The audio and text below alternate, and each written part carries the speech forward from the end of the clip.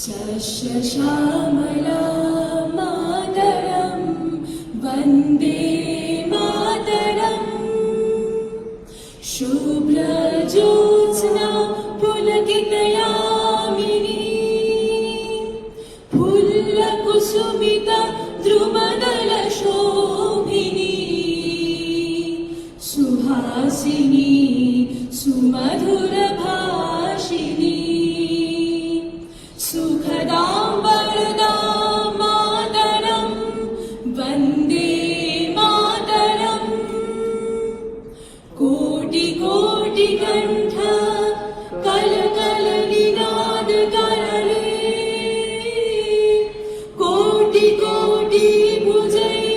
धृतकरकरबाले अबलागणमायतबले बहुबलधारिणीं नमामि तारिणीं रिपुदलवारिणीं मातरं वन्दे मातरम्।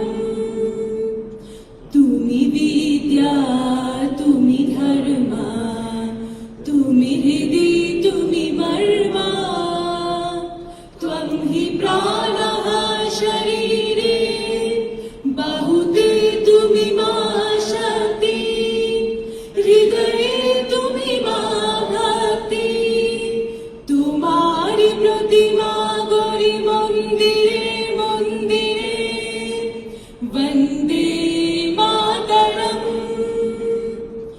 त्वं हि दुर्गा दश प्रहरणधारिणी कमला कमलदलविहारिणी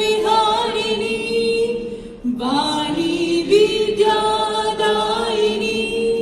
नमामि त्वां नमामि कमलाम् अमलाम्।